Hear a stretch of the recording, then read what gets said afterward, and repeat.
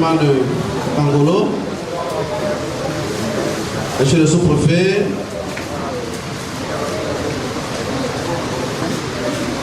mesdames et messieurs, en vos rangs, grades et qualités, je voudrais vous saluer tous au nom du ministre d'État, ministre de la Défense. Je ne vais pas être long. Le préfet a dit l'essentiel. Et je pense que le conférencier aussi tout à l'heure va mieux nous édifier. Mais je voudrais intervenir,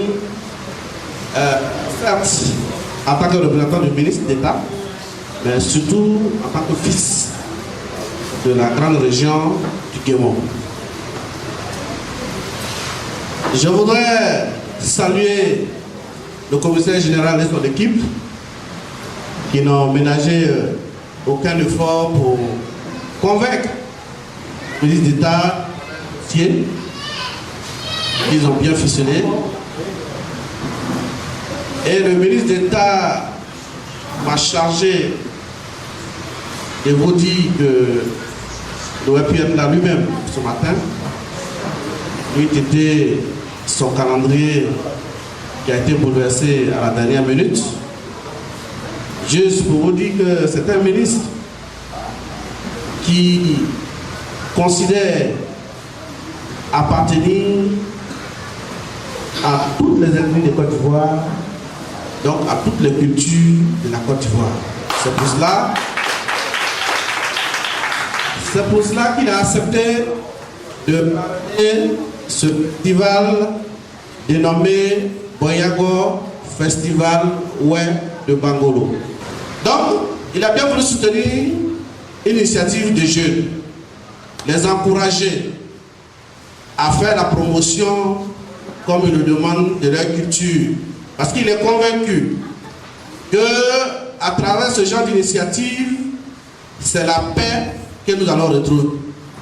Parce que là, les gens se côtoient, on le sourit, se parle, forcément, on apprendra à mieux s'apprécier et à promouvoir ainsi aussi la paix. Ce que je sais, c'est que nous avons une culture assez variée, mais très souvent, tout cela est porté sur les questions de règlement de conflits. Les Glaïs, par exemple, ont pour rôle essentiel de régler les conflits de tout genre.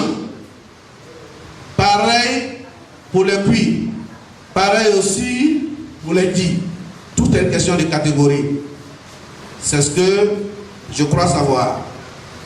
Donc, en tant que fils d'ici, en tant que fils de Oué, moi aussi, je voudrais apprendre de nos cultures et en savoir davantage pour que demain, dans des débats, dans d'autres lieux, autres conférences, je puisse moi aussi dire, en réalité, voici ce que représente la culture Oué.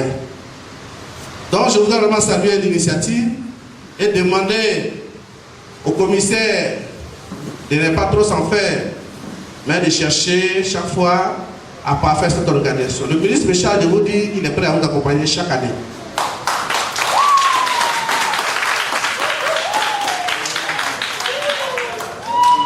Il est prêt à vous accompagner chaque année pourvu que les choses évoluent et non pas que les choses stagnent. Reste sur place chaque année, on revient et ce sont les mêmes choses qu'on répète. Ça, pour cela, il sera à un moment donné de s'arrêter. Donc, il vous encourage à aller de l'avant.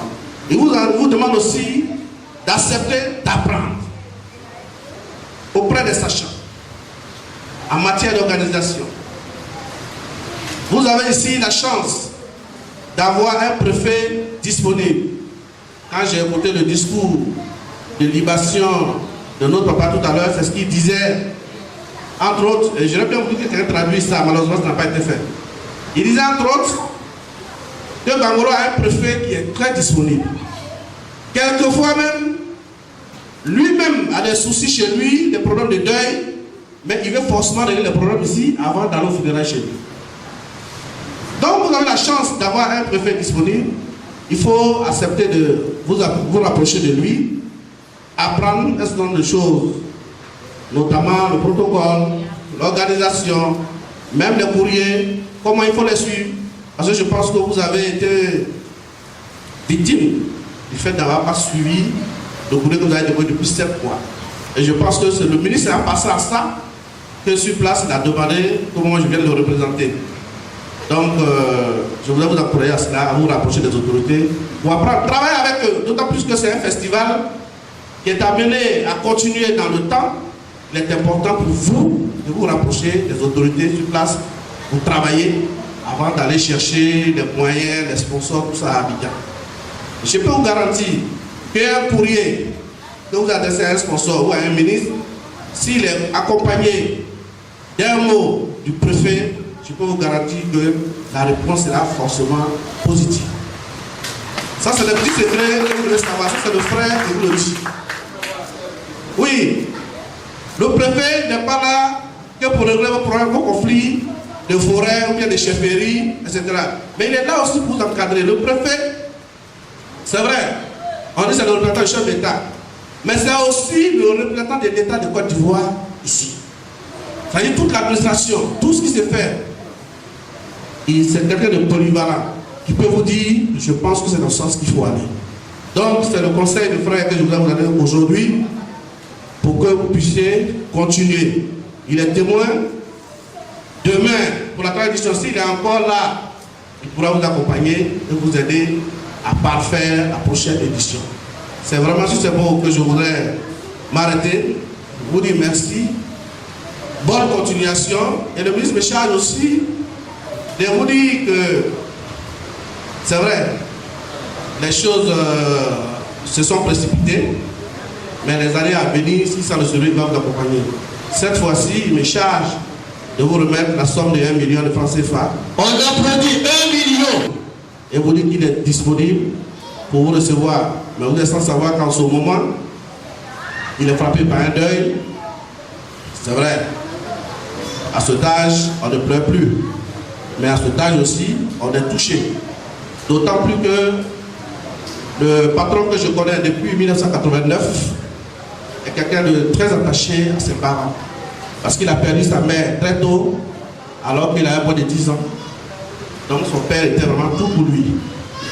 Et donc, c'est pour cela que dès qu'on lui a dit que la santé se dégradait, il est aussitôt parti à Paris. Donc, je vous transmettrai aussi votre message de condoléances, monsieur le préfet, et vous dire qu'il est disponible, il est avec vous, il sera partout où besoin sera. C'est quelqu'un de très dynamique, de très jeune, et qui est prêt à aller partout, sans distinction d'ethnie, de race, etc., etc. Vous le connaissez aussi bien que moi, donc il n'y a pas grand chose à dire. Ne soyez pas, j'allais dire, triste, parce que ce matin, j'ai senti un peu, vous ont demandé si tu vas retourner. Lui-même, le directeur cabinet aussi était embêté, et quand je l'ai vu, il m'a dit non, tu y vas, tu finis, on va faire le programme, on te donnera le programme, et ensuite tu verras quand tu reviens à Abidjan. Donc il est avec nous, il vous salue, il vous encourage, et je vous remercie. On applaudit.